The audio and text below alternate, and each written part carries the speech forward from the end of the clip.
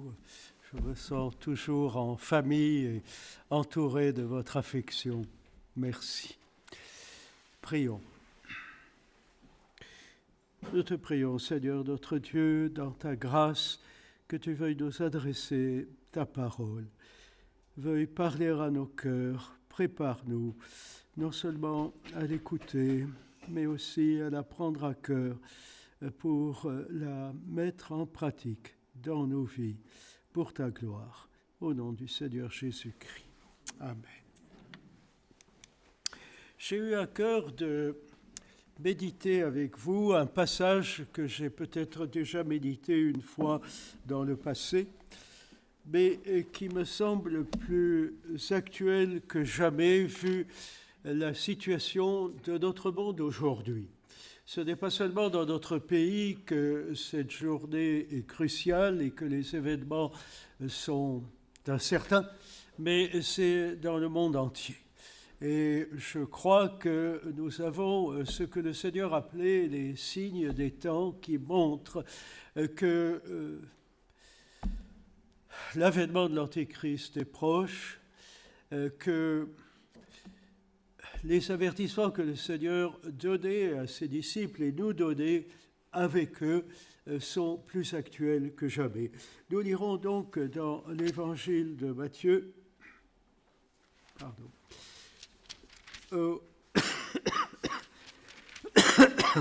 au chapitre 24.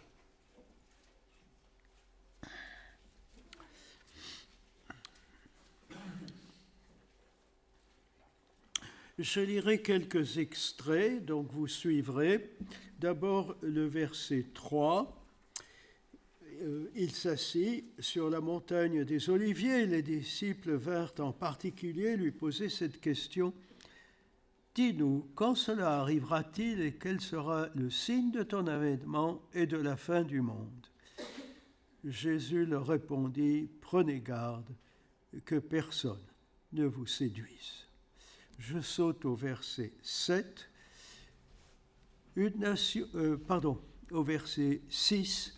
Vous entendrez parler de guerre et de bruit de guerre. Gardez-vous d'être troublés, car il faut que ces choses arrivent, mais ce ne sera pas encore la fin. Une nation s'élèvera contre une nation, un royaume contre un royaume, et il y aura en divers lieux des famines et des tremblements de terre. Tout cela ne sera que le commencement des douleurs. Manifestement, nous vivons ces temps-là.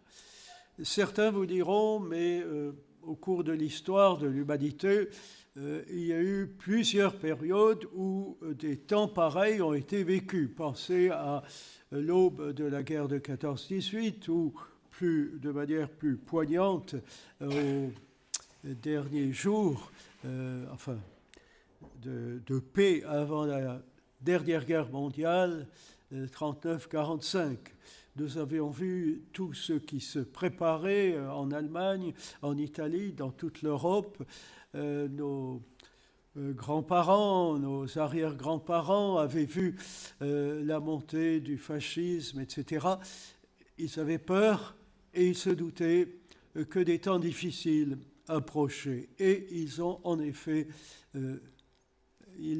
effet vécus. Cependant, nous sommes en train de vivre une combinaison de signes, d'indications que les temps sont très avancés et qu'il nous faut, comme le Seigneur nous y exhorte, nous y préparer plus que jamais.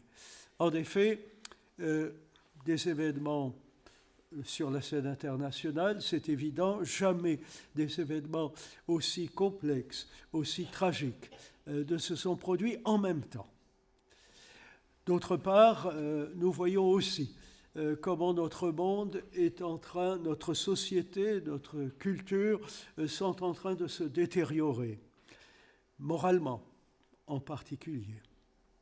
Nous voyons aussi la détresse, la désillusion de nos contemporains. Ne soyons pas affectés par cela. Le Seigneur nous dit, quand vous verrez ces choses arriver, redressez vos têtes, car votre délivrance approche. Et ayons cette attitude. Simplement, soyons sérieux et sachons nous préparer pour ces temps difficiles. Alors ici, le Seigneur nous dit que tous ces événements que nous vivons à l'heure actuelle, verset 8, ne sont que le commencement des douleurs. En effet, quelle que soit notre position concernant les événements de la fin, notre opinion, que nous pensions que l'Église sera enlevée avant la grande tribulation ou après, peu importe, ce qui importe, c'est que le début des douleurs, tous les prédicateurs disent et pensent que le début des douleurs, ça vient avant tout enlèvement, avant la grande tribulation, et ce début des douleurs nous attend. Malheureusement, nous devrons passer par ce temps-là. Simplement, sommes-nous prêts? Et c'est ça la question. Regardez ce que nous dit le verset 9. « Alors on vous livrera au tourment, et l'on vous fera mourir, et vous serez haïs de toutes les nations à cause de mon nom. Alors aussi, plusieurs succomberont, ils se trahiront, se haïront les uns les autres. Plusieurs faux prophètes s'élèveront, ils séduiront beaucoup de gens. Et parce que l'iniquité sera accrue, l'amour du plus grand nombre se refroidira. » Frères et sœurs, nous savons, parce que nous recevons des nouvelles régulièrement, nous savons que beaucoup de nos frères et sœurs dans d'autres régions du monde sont vraiment persécutés, des fois de manière cruelle. Que ce soit en Afrique ou en Asie ou ailleurs, dans les pays musulmans, nous recevons des nouvelles, le messager de la paix, portes ouvertes, etc. Et nous prions pour eux, peut-être pas suffisamment, mais nous prions pour eux, pour qu'ils tiennent bon.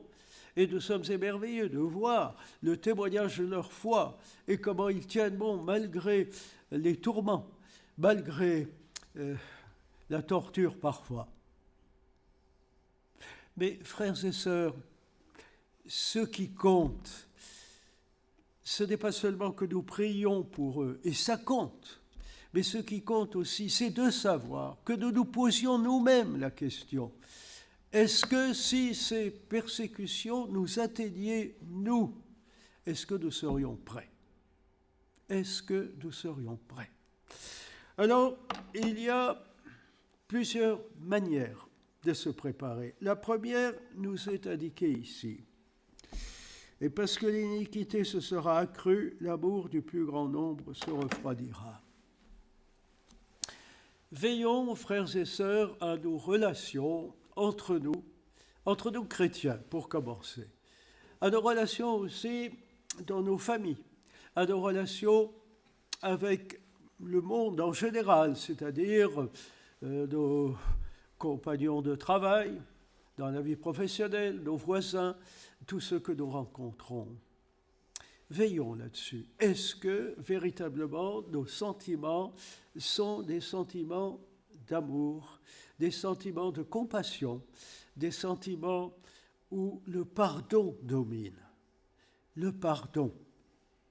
Non pas la tolérance du péché et du mal, mais la compassion pour les faiblesses de la nature humaine en prenant en compte nos propres faiblesses et nos propres défaillances. Vous connaissez la parole du Seigneur qui nous conseille d'enlever la poutre qui est dans notre œil avant de juger notre prochain à cause d'une paille qui se trouve dans le sien. C'est exactement ce à quoi nous sommes exhortés. Parce que l'iniquité se sera accrue, la charité du plus grand nombre se refroidira, ou l'amour du plus grand nombre se refroidira. Le plus grand nombre de qui? Si on parle du monde en général, c'est évident. Nous n'avons même pas besoin de ce verset pour nous l'enseigner. Mais malheureusement, frères et sœurs, ça peut être au milieu de nous, dans nos communautés. Alors là, il nous faut veiller à ne pas nous laisser prendre par le courant dominant dans ce monde, un courant d'égoïsme, un courant, je dirais presque de cruauté vis-à-vis du prochain. Frères et sœurs, le chrétien est appelé à être celui qui lave les pieds de ses frères et sœurs, est appelé à être celui qui met ses sentiments et ses forces au service de ses frères et sœurs. Est-ce que c'est ce que nous vivons? Ça, c'est le premier point. Je vous rappellerai que dans un autre passage, c'est Luc 18, verset 8, dans Luc 18, verset 8, le Seigneur dit « Et quand le Fils de l'homme reviendra sur la terre, trouvera-t-il la foi ?» Alors ça peut nous paraître curieux. Nous sommes là, une communauté des enfants de Dieu. Nous savons qu'il y a des milliers, des dizaines, peut-être des centaines de milliers d'églises, d'assemblées comme la nôtre, qui aiment le Seigneur, qui ont la foi. Et pourquoi alors le Seigneur se pose-t-il cette question? Et ce n'est pas un effet de rhétorique, il se la pose sérieusement. Quand le Fils de l'homme reviendra, trouvera-t-il la foi sur la terre? Que ces paroles, au lieu de nous paraître un peu curieuses, que ces paroles nous sondent et que nous placions devant le Seigneur pour lui demander « Est-ce que ma foi est assez forte ?» Assez forte pourquoi? Pour supporter ce qui nous est annoncé ici, au verset 9. Alors on vous livrera au tourment, etc., etc. Est-ce que quand ça arrivera, si ça nous arrive, mais c'est annoncé, donc fatalement ça arrivera un jour ou l'autre, à nous ou à nos enfants, quand ça arrivera, est-ce que ma foi tiendra bon? Et alors, que faire pour qu'elle tienne bon? J'ai dit souvent, dans les prédications et dans les conseils que je donnais, j'ai dit souvent, nous devons suivre l'exemple de Joseph en Égypte. Pharaon avait eu ce rêve des vaches maigres et des vaches grasses. Les vaches grasses d'abord, les vaches maigres ensuite. Joseph a tiré la leçon. Il a expliqué au Pharaon ce qu'il fallait faire. Pendant les années de vaches grasses, faisons des provisions pour tenir le coup quand les vaches maigres arriveront. Et c'est à nous de suivre l'exemple et le conseil de Joseph, de faire des provisions pour les temps mauvais. Alors comment fait-on des provisions spirituelles pour les temps mauvais? Vous connaissez deux manières, il y en a d'autres, mais il y a deux manières primordiales.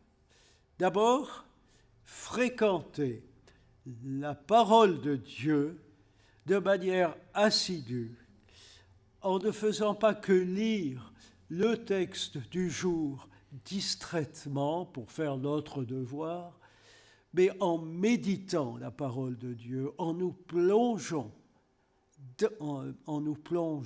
dans la parole de Dieu. Relisez le psaume 119. Je n'ai pas le temps de vous en lire des extraits ce matin.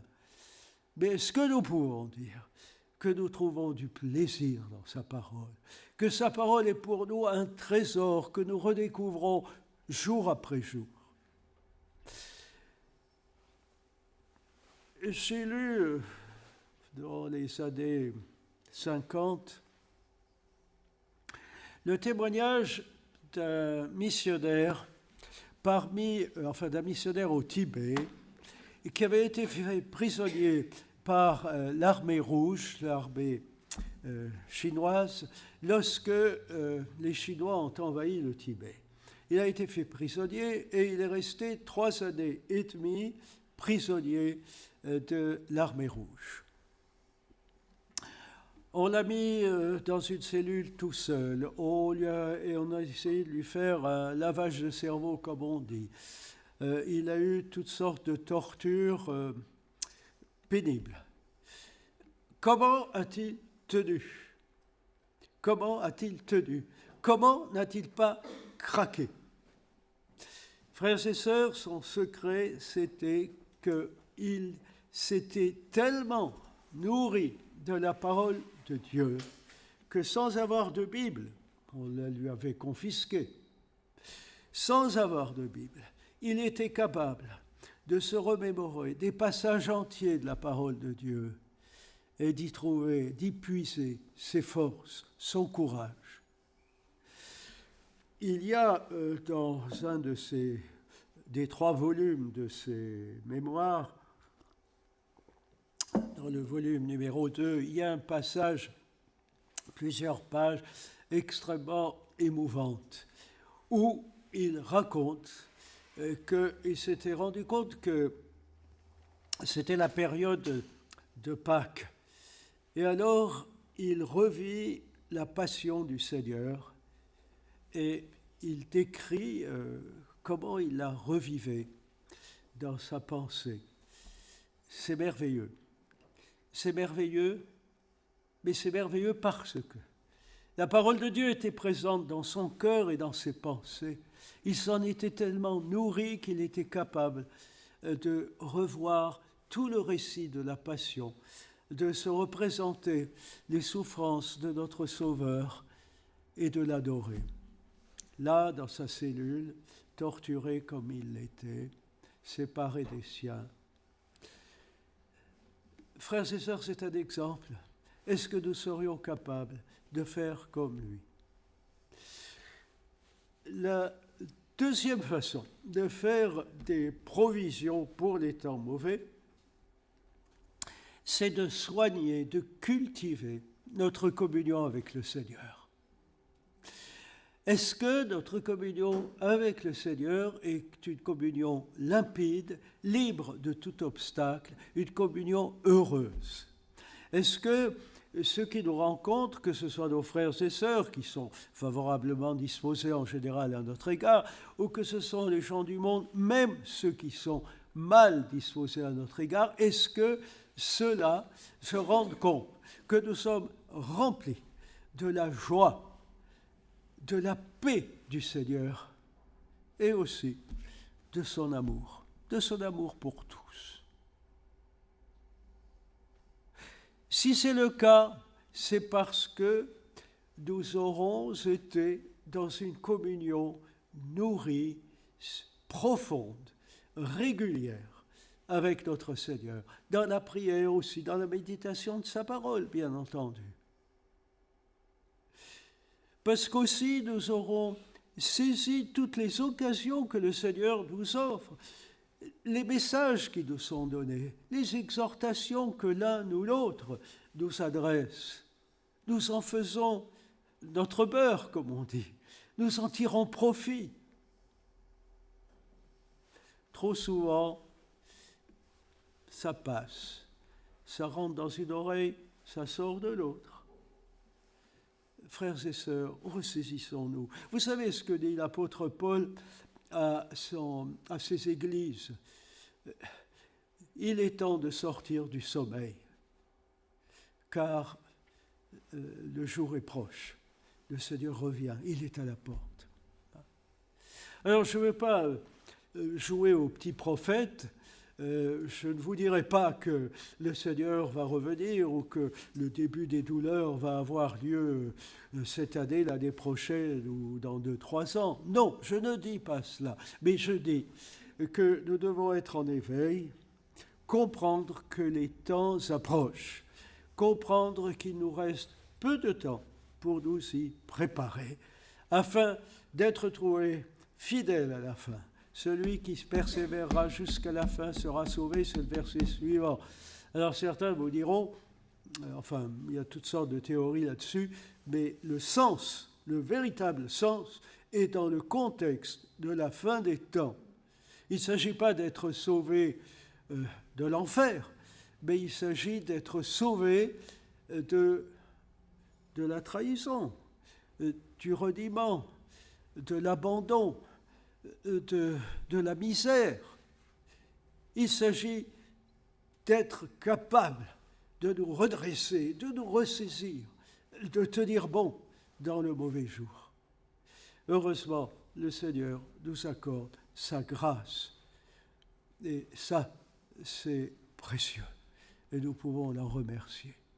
Alors que toutes les occasions que le Seigneur nous donne de faire des provisions pour les temps mauvais, de recevoir sa grâce, et vous savez ce que dit l'auteur de l'Épître aux Hébreux, que personne ne se prive de la grâce de Dieu. Frères et sœurs, nous vivons des moments solennels, même si nous ne savons pas quand le Seigneur reviendra. Nous vivons des moments solennels. Je crois qu'il est temps que nous mettions, comme le disait le prophète à un roi, notre maison en ordre, que nous mettions en règle avec Dieu, avec notre prochain dans l'Église, avec notre prochain dans la famille, avec notre prochain en général. Si nous nous remémorons placés à genoux devant le Seigneur, si nous nous remémorons de fautes passées commises contre tel ou un tel, de paroles qui ont blessé, qui ont fait du tort, demandons pardon. Il est temps encore de nous réconcilier, il est encore temps de demander pardon, de nous humilier. Et puis, devant le Seigneur, ayons le courage de passer en revue tous les mauvais sentiments, toutes les mauvaises pensées que nous aurons pu avoir depuis des années. Oh, je ne pousse pas à l'introspection, comme on dit. Simplement, se placer devant le Seigneur et dire « Seigneur, voilà, je suis ton serviteur, j'écoute.